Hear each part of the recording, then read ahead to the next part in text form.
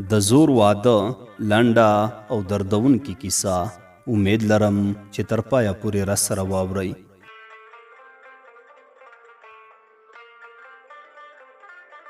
د محب الله خړ رنګ ته به د چې کتل تا به ویل د هدیرې مړی راپورته شوی دی.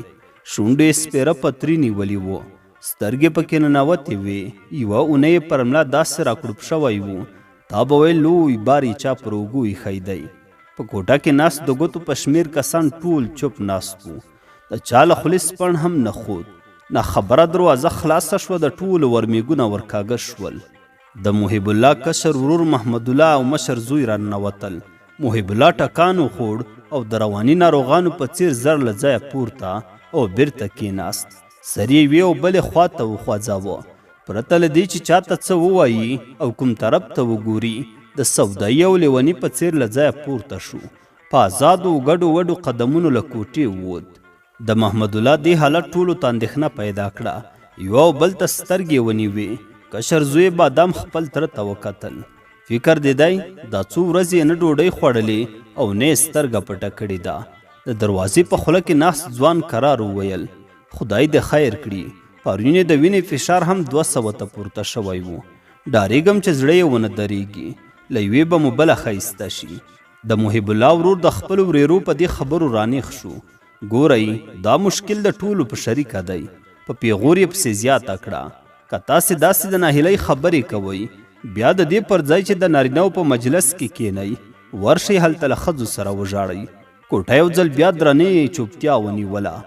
یوازې د محمد الله په لاس کې د نسوارو پلاستیک کړپا کوله چې کرار کرار یې چونډۍ جوړوله. نسوار یې په سینۍ شونډه کې کېښودل، په نسوارو ککړې شنې ګوتې پر توشه کې کش کړې. وی ویل زړه لوی ونیسئ، له پیښې تېښته نشته.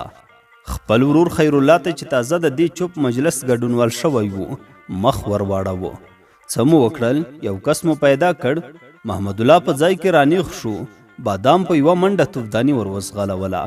محمد الله په یوه لاس توفداني ور پورته کړه او بل لاس یې خولې ته داسې ونیوه چې نورو ته د خولې لاړې و نسوار ښکاره نه شي. په خوله یې رغوی کش کړ. وی ویل په څومره سره جوړ شوی؟ هغه ورته ویل په 15 لکه افغانۍ. محمد الله غوښتل پوښتنې نورې هم وغځوي او ځان د قاتل په ټوله وژونکې نقشه خبر او ملا کړي چې له څنګ خونې د ژړا و ویلا غږونه یې خولې ته کلک ور واچاوه. محب هم بیرته کوټې ته راننوت. ټول په خپلو ځایونو کې د احترام په دود وخورېدل. مخامخ یې محمد الله ته خواشینې سترګې ور واړولې. په ژړغونې او ستومانه غږ یې وویل دا خلک به اوس څه وایي؟ محمد الله په بیړه وویل کوم خلک لالا؟ محب الله تسبیح څنګ ته کېښودې، لاس یې پورته کړ. دا زما شاګردان، زما د کتابونو لوستونکي، مدني فعالان او د بشري حقونو ادارې. محمد الله په خبرو کې ور ټوپ کړل.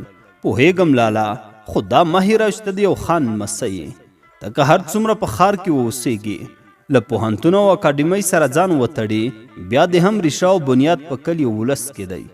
محب الله لکه د ورور خبره چې بیخي اورېدلې نه وي لاسونه یې وغورځول. د ښځو په حقونو مې 3 کتابونه لیکلي. په 2 جهاني سیمینارونو کې مې په دې موضوع له هر چاخي اکاډمیکې مقالې لوستلې دي. زه به اوس د هغو مدني فعالانو او د ښځو د حقونو فعالانو ته څه وایم؟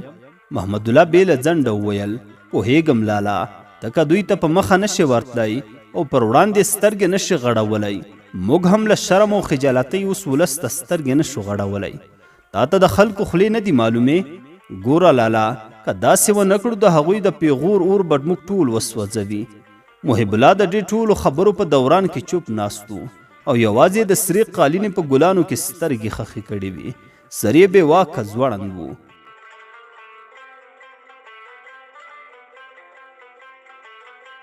په څنګ کوټه کې د ژړا غږونه لا لوړېدل.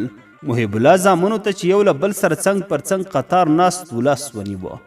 محمد الله ته مخ ور واړو. په لوړ اواز یې وویل په خدای قسم خورم چې له دوی هر یوه لورانې ډېرې زما زړه ته رانږدې دي. محمد الله خبره تصدیق کړه. بېشکه لالا، په دې کې هیڅ شک نه لرو. بس خدای چې داسې راپېښه کړې ده، دې کې نو ستا څه تقصیر دی؟ اوس چې د پاڼو او پړانګ منځ کې راګیر یو، چاره څه ده؟ محب الله ودرېد، روان شو، خو مخکې له دې چې دروازه پرانیزي بېرته راوګرځېده. په ستومانه غږ یې وویل یعنې باید ویې وژنئ؟ محمد الله لاړې تیرې کړې، په لوړ آواز یې غوڅ ځواب ورکړ. بالکل بله چاره نه لرو. که داسې ونه کړو د خلکو پیغورونو ته به څنګه ځان ټینګوو؟ په خدای چې دا پیغور خو د آن کودیو او پردیو ته لاړ شي. محب الله خوله خبرو ته جوړوله چې میرمن یې راننوته او د کوټې له وره سره کېناستله. نه خبره یې ژړا زور ونیوه، کرار یې له ژړا سره ګډې خبرې تر خولې راووتې. د هغې نو څه ګناه ده؟ تاسو به خدای ته څه ځواب ورکوئ؟ د محمد الله تندی ګونځې شو. دا څه وایې ورېندارې؟ له چا سره جوړېدل او تښتېدل ته ته ګناه نه وایې؟ ګل بابو دا ځل محمد الله مخاطب کړ. د دې ټولو نه دریو بدو ورځو یوازینی لامل ته یې. دې ګناه ته نو چا ورټېل وهله چې مرکه پرې راغله؟ ولې دې په لالا نه ځوابوله؟ د محمد الله اوږې وښورېدې، رنګ یې سور ایښېده، ځان ته یې لاس ونیوه. ولې زه؟ ګل بابو په ژړا ور غبرګه کړه. که تاسو چېرته له هغې څخه پوښتنه کړې وای چې آیا ته په دې رشته راځي او که نه، ولې به یې بل یار لټوو؟ د محمد الله د غصې رګونه راوپرېدل. ورېندارې څه ګډې وډې وایې؟ د هغه په تندي خو یې نه ولیکلي چې ته ښه سړی یا بد. بیا چې و خو یوه شپه به یې سبا کوله. داسې د پلار او نیکه شمله څوک ټیټوي؟ ګل بابو نوره هم غصه شوه او ویې ویل ځمکه هغه سوځي چې اور پرې بلیږي. څومره داسې نجونې به واده شوي وي چې هغه رښتیا په زړه نه وي، خو له شرمه او له ویرې غږ نشي کولی. محمد الله محب الله ته وکتل. دا څه وایي لالا؟ محب الله د خپلې میرمن خوا ونیوه. دا رښتیا وایي او سم وایي. تاسو د خلکو ولس له پیغوره ویرېږئ، خو موږ دواړه له خدایه. د محمد الله غصه هم راوپرېده. چیغه یې کړه نو څه وکړو لالا؟ دا غوټه اخر خلاصېدل غواړي. چاره څه ده؟ څنګه لار پیدا کړو چې هم د خدای له قهره بچ شو او هم د ولس له خولو په امان پاتې شو؟ ټولو یو بل ته معناداره شان وکتل. د محب الله کشري زوی حمید الله لاس پورته کړ. بس ماته لار معلومه ده. محمد الله نیغ ودرېده، مخ یې ورتاو کړ. په حیرانتیا یې وویل هغه څنګه؟ حمید الله پلار ته رڼه ور وکتل، بیا یې تره ته مخ ور واړاوه. بس یو تابوت یې چاره ده. د تابوت په اورېدو ټوله کورنۍ حقه حیرانه شوه. یوه بل ته یې وکتل. حمید الله وویل یو تابوت به راونیسو او وبه وایي چې په دې کې مو زرمینه اچولې ده. چې تابوت راورسېده همداسې نیغ به یې هدیرې ته یوسو او په هدیره کې به خالي تابوت خاورو ته وسپارو او زرمینه به هم څه موده وروسته په پټه چاته لرې ور واده کړو. د محمد الله تندی وغوړېده. محب الله ته رڼې سترګې ونیوې. د محب الله په مخ کې هم وینه وچلېده. محمد الله وویل څه وایې لالا؟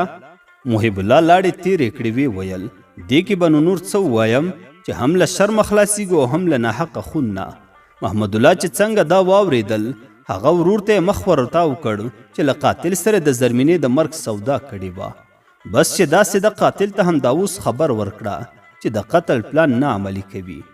بیا یې وویل او زرمینه هم داسې په پټ او چل راولئ چې بني بشر درنه خبر نشي. ورور یې په سینه لاس کېښود، په لوړ آواز لکه سرتیری ځواب یې ورکړ دا کار مو پر ما.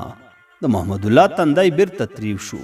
فکر ور ولوېده ښه پرین نو تر کومه به یې دلته پټه وساتئ؟ تر قیامته؟ ورور یې بیا غاړه هسکه ونیوه، په بریتو یې لاس وواهه. دا یې هم پر ما په پردي وطن کې بل چاته ور ودوم او بیا خارج ته هم لیږم. په دې سره د ناست مجلس د ټولو کسانو پر شونډو د خوښۍ مسکا وځلېده.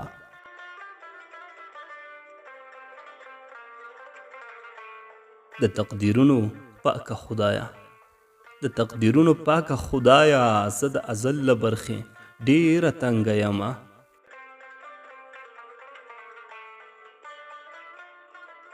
په ما به ښې ورځې رانشي، په ما به ښې ورځې رانشي، ګډوډ خوبونه مې بېګا لیدلي دي نه.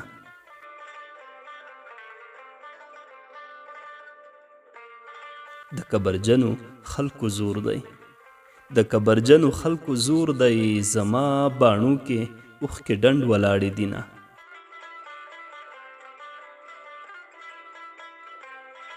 چې مې د سخت یار خبرېږي، چې مې د سخت یار خبرېږي، په ما به درد د زړګي څه کړي وینه.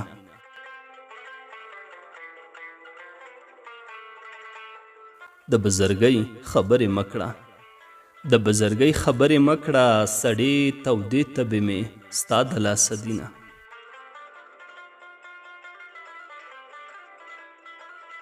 چې مې د سخت یار خبرېږي چې مې د سخت یار خبرېږي په ما به درد د زړګي څه کړي وینه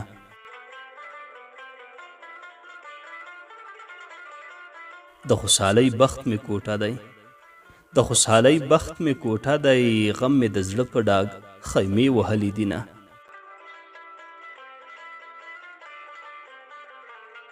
که د راتلو دې اراده وي که د راتلو دې اراده وي بیړه راوکړه اخري شېبې مې دینه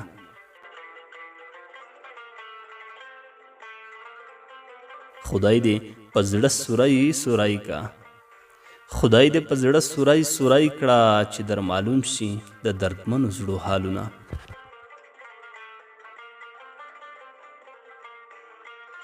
تاوان د دواړو برابر دی تاوان د دواړو برابر دی ما ته بایللې تازه بایللی یمه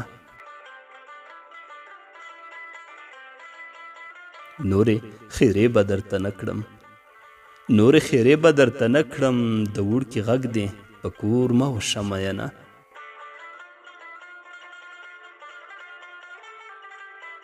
د چا د بخت بیړۍ چلیږي د چا د بخت بیړۍ چلیږي د چا د بخت بیړۍ په ځای ولاړې دینه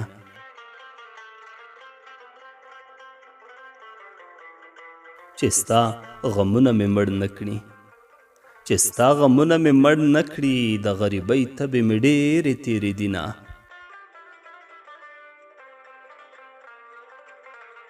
ماښامه ستونی مې راډک دی ماښامه ستونی مې راډک دی د کوم دیوال ډډې ته چیغې ووهمه